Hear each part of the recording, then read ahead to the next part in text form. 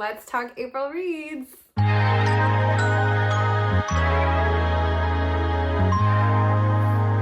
Hi everyone, my name is Ivana. I like to read, and today I'm going to share with you the books I read in April. I actually read a good amount of books because I had spring break, but I'm not going to talk about all the books I actually read because some of them are part of a reading blog that is yet to be released and that I have yet to finish filming. So today I'm going to share 10 of the books that I read. I think overall there were some hits and some misses, but I'm pretty satisfied with what I read. And the categories for these books are as follows. The first category is books about water. Second category is coming of age stories. The third category is nonfiction books and a book that felt like nonfiction in a good way. The last category is fun books. Please remember to check the trigger warnings for these books. I strongly recommend using Storygraph for that. So, starting out with books about water. I did not plan to theme my books, but somehow I ended up reading 3 books that were about bodies of water.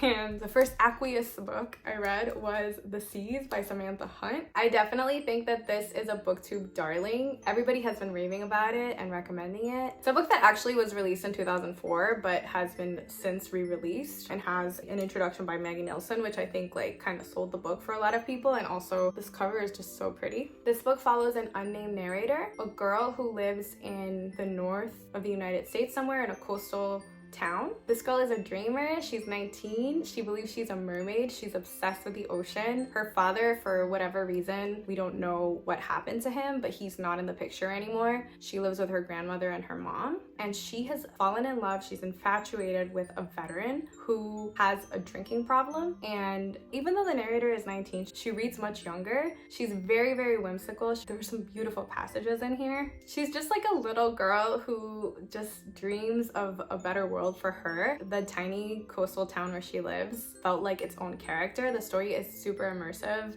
and it's fun and it's beautiful. I'm the kind of person who likes to be near bodies of water. So this book feels really magical. I like when books feel magical. There's magical realism in here. There's some really, really gorgeous writing. I actually read this on my way to New York City. I started it. I buddy read it with Kat and with Grace. I started out thinking, oh my god, I love this book. I feel like I've been swept away. It starts with like a scene that's out of context and there's like a lot of mystery involved. The narrator says that she got like her mermaid jeans from her dad, and you know, you want to learn more about the dad. You want to learn more about why is she fleeing the town with this veteran. That's how it starts, and I was really, really into it, and I was like, oh, this is so great. You know, I tabbed a lot at the beginning. I didn't tab as much at the end, but I was like, okay, it's like less than 200 pages. Like, this is gonna be so good. It's not gonna go on for too long, and I just feel like personally it like dragged. There's no doubt in my mind that Samantha Hunt is an excellent author. This was actually her debut novel. Even though I really was so blown away by some parts, I think that in the end it got a little excessive. There was a little bit too much whimsy. It was at like a 10 and I needed it to be at like a 6. For me, the straw that broke the camel's back was the character of the grandfather who just like kept going on and on about nonsense with numbers, and I'm just like, okay, you're taking it too far. Like, you're trying too hard to be like weird. But there is so much to be said here about grief and first love and coping with hurt and feeling like an outsider and loneliness. So it was good in that way. I just feel like it wasn't the book for me. Halfway through was like, maybe I should buy this book, and I'm so glad that I didn't buy it. But I totally get why people love it. The second aqueous book that I read was CHLORINE, and it was also about a girl who is a mermaid, perhaps. So CHLORINE is a creepy and twisted tale about a swimmer named Ren who is on the verge of a breaking point. She is Chinese American, and her father and her mother are Chinese immigrants. Her father actually left to go back to China, so things are tough at home for Ren. Our main character, Ren, feels like really out of place. She lives in a neighborhood that is predominantly white and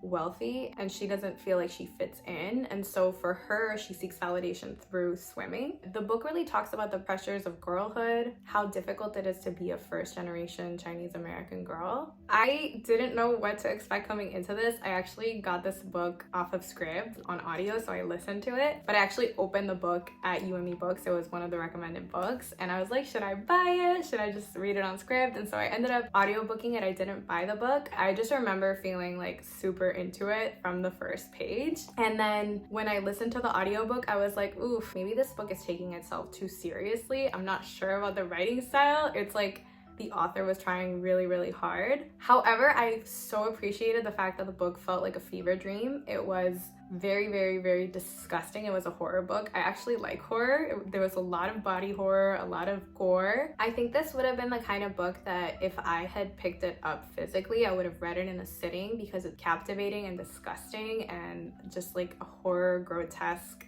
narrative. However, I think that like maybe, I don't know if it was the writing style or if it was the audiobook narrator, but I felt like there wasn't a lot of levity to cut through like all of the heaviness. And I like my horror with some levity or some humor, not to sanitize it, but just kind of like it poking fun at itself. So that one was also a miss for me, even though I understand why people would like it as well.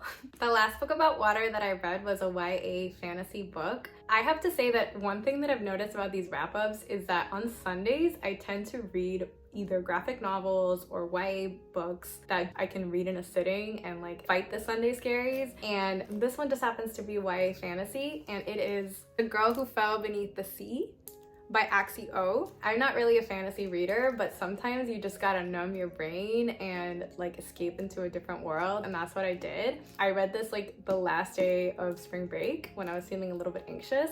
It's about a girl named Mina whose hometown has been really unlucky with the weather and been ravaged by storms. And every single year, the people in her town sacrifice a beautiful maiden to the god of the sea in order to appease him, right? And to try to find like his true bride in order for him to be happy and to stop the storms. Mina's brother is in love with this beautiful young woman, and Mina's brother's girlfriend is about to be sacrificed. And she's like, whoa, hold up, like my brother's gonna do something really dumb here. I'm gonna just take the place of this girl and sacrifice myself.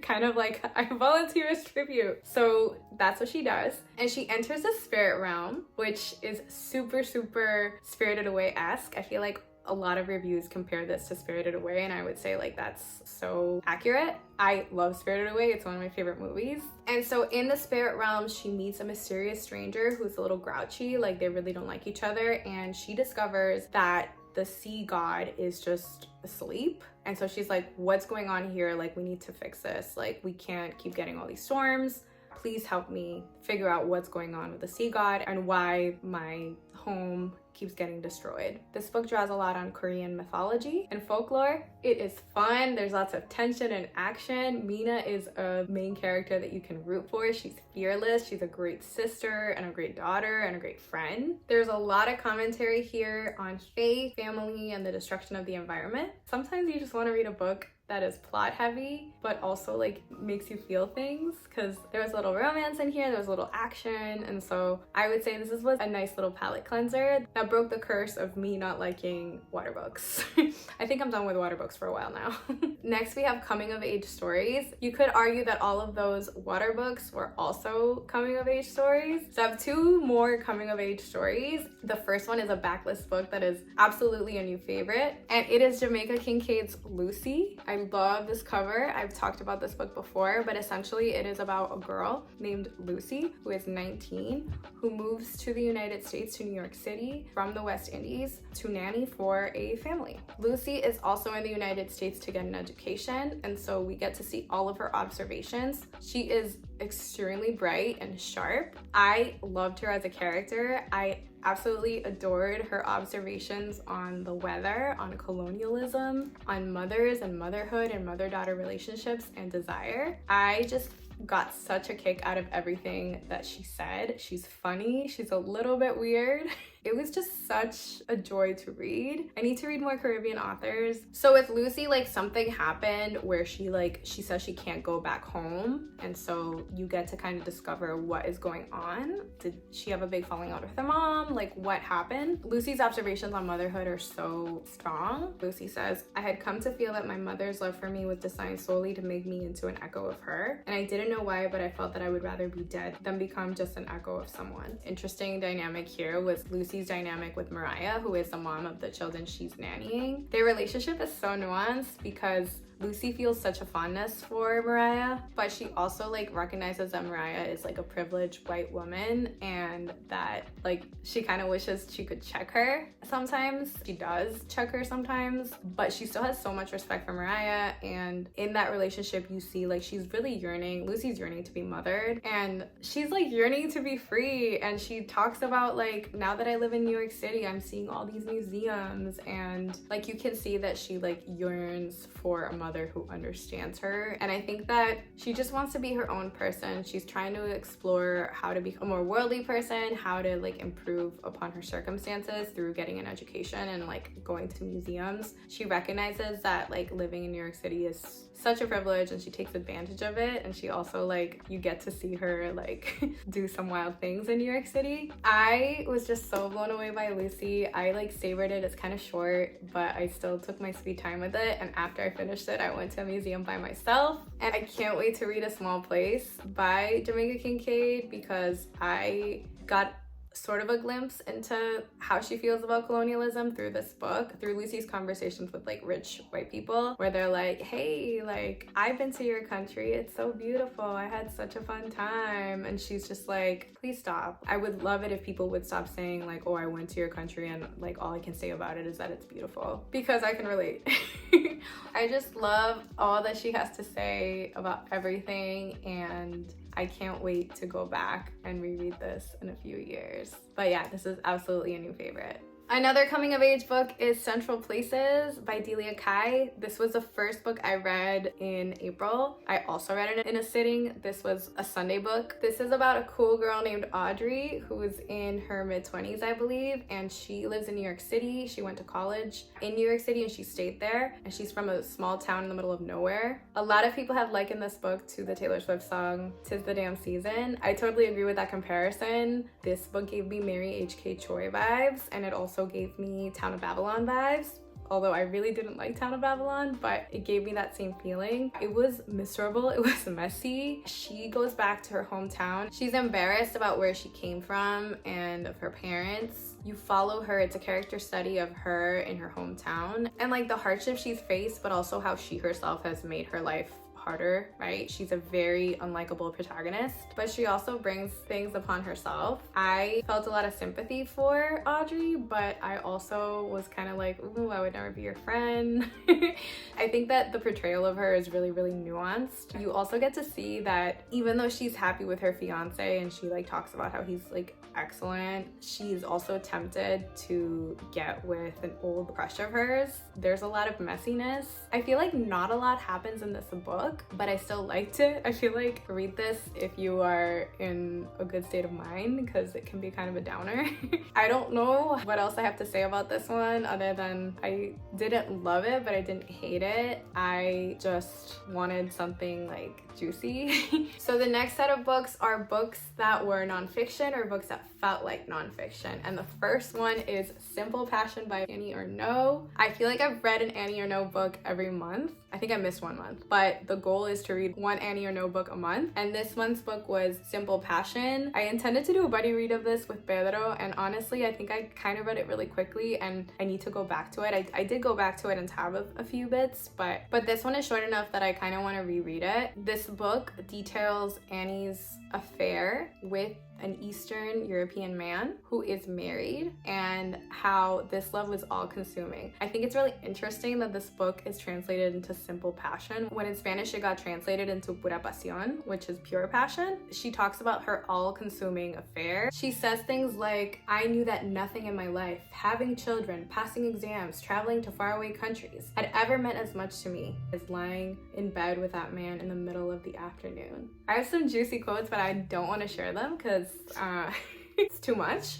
Now, I've never had an affair with a married man, but I could very much relate to her feelings of having something consume your entire being, or having a thought consume your entire being. And she says things like, sometimes I wonder if the purpose of my writing is to find out whether other people have done or felt the same things, or if not, for them to consider experiencing such things as normal. Maybe I would also like them to live out these very emotions in turn, forgetting that they had once read about them somewhere. Somebody asked me, like, as I was reading this, like, oh, which Annie Ernaux book should I start with, or which is her best work. And it got me thinking about what we value in our reading and how some books are deemed more valuable because they're about really serious topics. Like, for example, Happening is about a social topic that's really serious. It's about abortion, whereas this one is about an affair. Just because this is about an affair, does that make that lesser of a book than something as like important as abortion, right? So it got me thinking about what we value in literature. This is really, really good. And I think it's about a topic that people don't talk about as much. And I think that people don't take people who write about their own lives as seriously as they would like capital L literature. I was reading a New York Times article by Rachel Cusk about Annie Ernaux, and she talks about how people in France didn't take Annie Ernaux as seriously until she got her Pulitzer Prize. So that's just something interesting to think about. And I don't have much to say about this, so I'm gonna leave you with another quote. She says of her affair, "I measured time differently with all my body. I discovered what people are capable of. In other words, anything. Sublime or deadly desires, lack of dignity, attitudes and beliefs I have found absurd in others until I myself turned to them. Without knowing it, he brought me closer to the world." The next nonfiction book I read was It's Lonely at the Center of the Earth by Zoe Thorogood, and this is a graphic novel that is very eye-opening. It's really, really funny because it's a meta book, so she talks about the process of writing a book and how she encountered so many obstacles to writing the second book. I think she had written another book that was really successful, and it was about her depression, and she writes about how it's really annoying when people call her relatable and how she turns her experiences into art. Like with her graphic novels, it's like she's serving her heart in a platter to people, and like she's giving away her life for others to scrutinize. She talks about like the complexities of that. She also talks about not being the best friend. This book was not supposed to exist. She talks a lot about like the possibility of unaliving herself and how those thoughts can be really intrusive. I just thought it was really interesting and unique. The last book in this category is not nonfiction, but it truly reads like a memoir, and it is Brotherless Night by V.V. Ganeshananthan. This is a historical fiction book that frankly I would be too intimidated to pick up, but my book club chose it and I'm really glad that they did. The book starts out in Jaffna in Sri Lanka in 1981, and it is about a girl named Sashikala who wants to be a doctor. Sashi is Tamil, and the Tamil people in Sri Lanka had long been persecuted, and so you get to see the civil war that's happening in Sri Lanka, how it starts out, and how all of the men in her life became so involved, how complex it was that there were so many different factions in that conflict, and how some of her friends ended up becoming part of the Tamil Tigers, which some people might consider a terrorist organization. You get to see the nuances of that, and how when there is a civil war or when there is any kind of conflict in a country, things are not always black and white. The people who you think are defending you might actually end up hurting you. Sashi didn't know who to trust. She tried her very best to get her medical degree and succeeded, but you get to see all of the heartache and all of the horrific things that she goes through in order to obtain that degree, and how her family goes through a lot of hardship because of the Civil War. The story is harrowing. It is really depressing. It feels so real though, and I think that makes it even more poignant. It also talks about how men were expected to fight during that war, how young men were targeted, but also the strength of the women in the movement, in particular the mothers of the movement. I feel like I'm doing such a bad job of explaining this, but I learned so much about Sri Lanka, and I learned so much about the strength of its people and the moral quandaries of war. There's just a lot of different layers in this story, and that's all I have to say about that.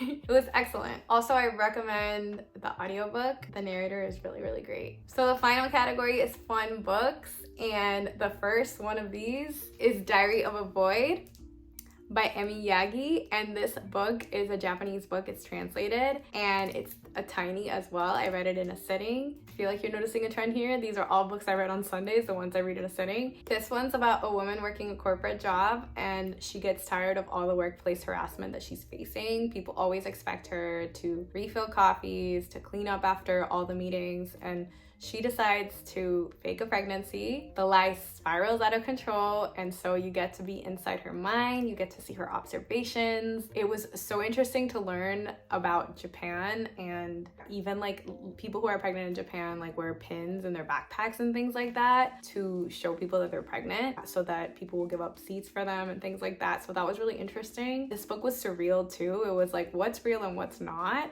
I think it like blends a lot of that. It feels fever dreamy as well in some parts, to the point where you're like, wait, what's going on?